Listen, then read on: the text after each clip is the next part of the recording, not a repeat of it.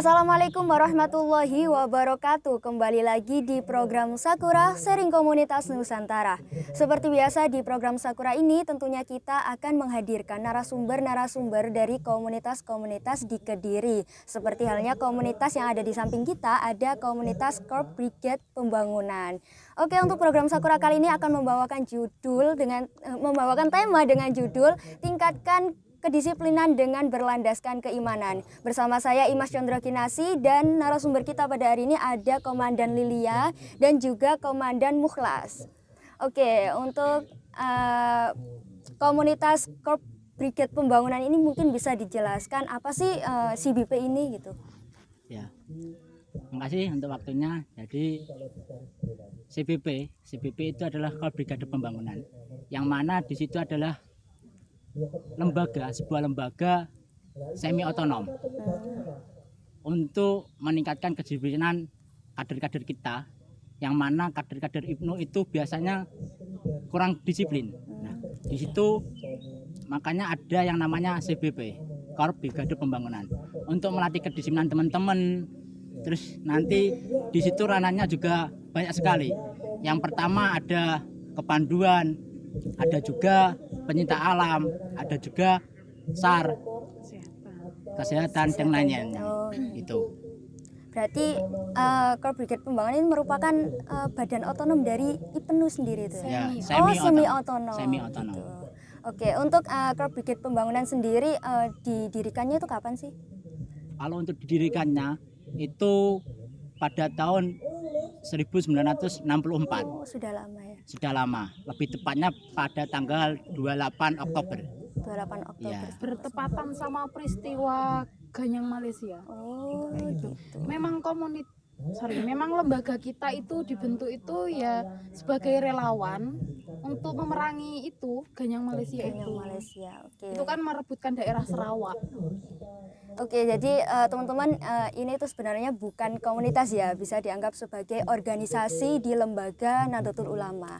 Oke, langsung saja pertanyaan selanjutnya, kapan sih terbentuknya CBP dan alasan terbentuknya itu gimana gitu? Jadi alasannya ketika di situ ada Ganyang Malaysia, itu terbentuklah CBP, yang mana notabene adalah para pelajar, siswa dan santri untuk merebutkan kembali kemerdekaan. Nah, itu ada sebuah alasan yang sangat kuat terbentuknya CBP tersebut. Oke, jadi memang tujuannya untuk membantu untuk orang-orang yang sedang membutuh bantuan gitu. Oke, untuk selanjutnya berapa sih banyak anggota yang sudah terkumpul di Corp Pembangunan ini? Kalau kebanyakan, kalau anggota kita, kalau dari Kediri sendiri kurang lebih untuk total saat ini 500 lebih. Itu dari Kabupaten Kediri sendiri. Itu nanti juga terpisah di kecamatan-kecamatan. Jadi 500 itu keseluruhan di Kabupaten Kediri.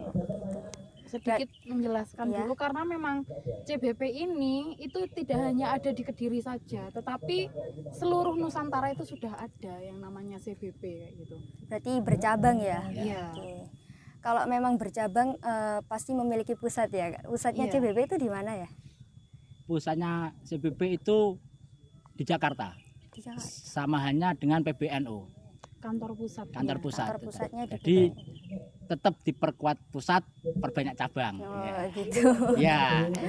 Oke. Untuk selanjutnya nih, apa sih yang harus dilakukan anggota ketika mau masuk ke CBP itu sendiri? Yang kalau mau masuk di ya? lembaga kita itu syaratnya itu yang pertama pasti usia ya Mbak ya, karena kita itu organisasi di ranah pelajar kayak gitu. Nah, untuk masuk ke CBP sendiri itu harus melalui Diklatama, yang namanya Diklatama. Nah, Diklatama itu pendidikan dan pelatihan pertama. Itu gerbang masuknya ke lembaga CBP itu. Misalnya kayak di sebelah ini kan ada tuh Diklatama kayak gitu. Itu pelaksanaannya kalau di Kediri sendiri itu 4 hari, tergantung local wisdom. Oke, untuk tujuan dari CBP sendiri didirikan itu apa sih? Gitu. Kalau tujuan awal dari CBPKPP yaitu mengawal kebijakan dari IPNU. Jadi kalaupun IPNU-nya itu meminta kita seperti apa, kita siap nggak siap harus siap. Ya di situ.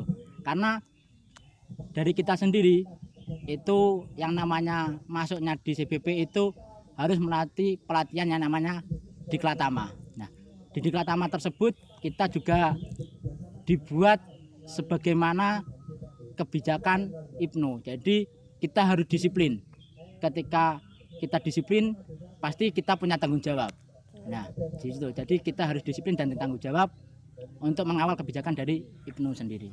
Jadi, selain itu juga kita itu pengembangan minat dan bakat kader di dunia sosial masyarakat, seperti relawan. Setelah itu yaitu relawan yang paling dominan dari kita itu relawan itu sendiri.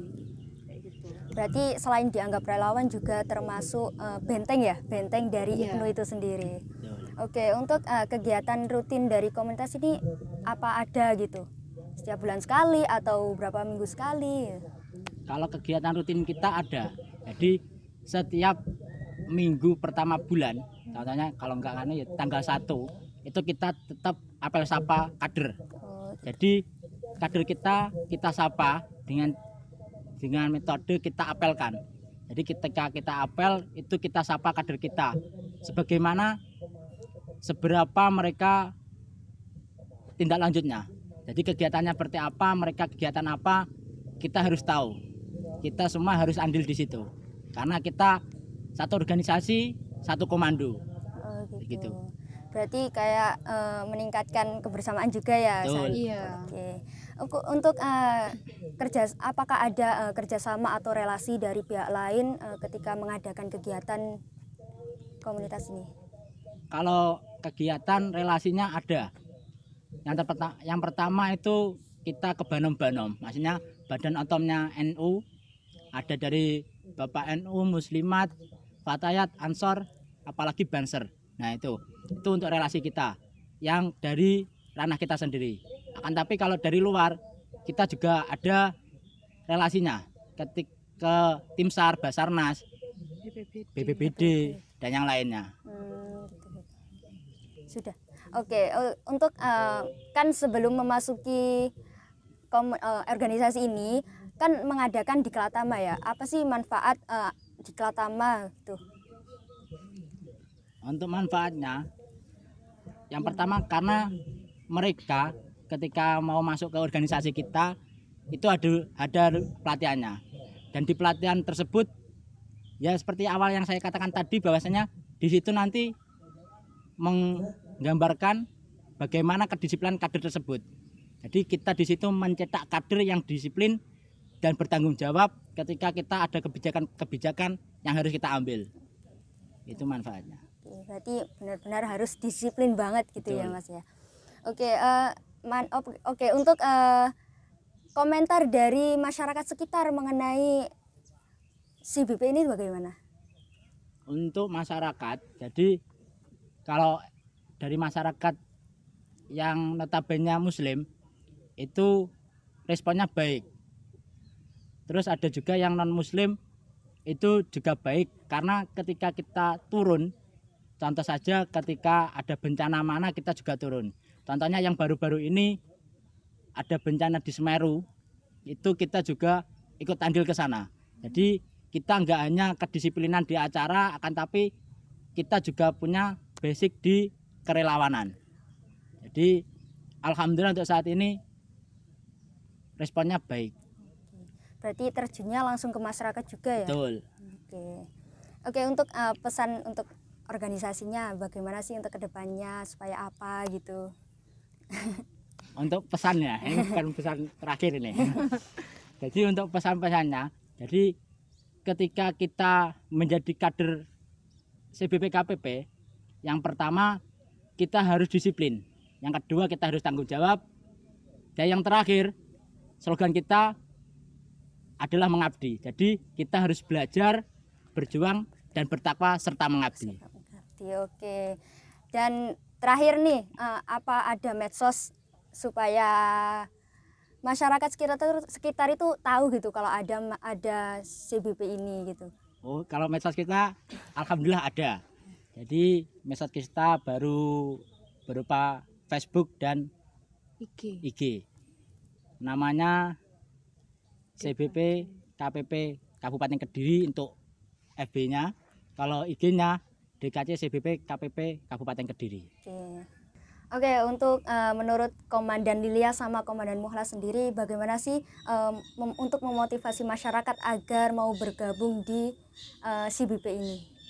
Kita itu minim Mbak untuk memotivasi, ayo ikut itu kayak malah enggak sih sebenarnya. Kita tunjukkan aja acaranya kita yang seru-seru, misalnya kayak kita ngecamp di pantai, setelah itu naik gunung, apalagi itu kan sekarang lagi diminati sekali gitu loh.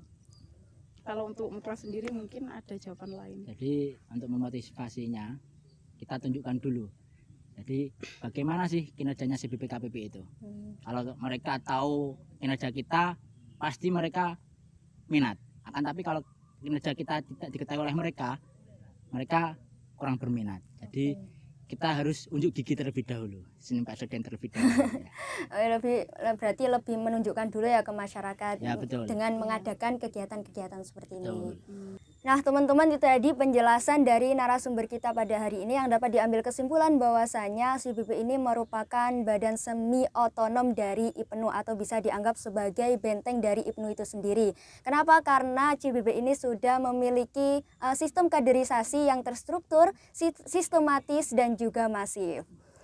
Nah, untuk pemirsa, jangan kemana-mana, tetap pantengin terus KK Media Kampus Yayan Kediri di channel YouTube kita KK Media Official, tentunya di program Sakura ini. Sebelumnya saya akhiri, saya Imas Chandra Kinasi dan segenap kru yang bertugas pamit undur diri. Wassalamualaikum warahmatullahi wabarakatuh.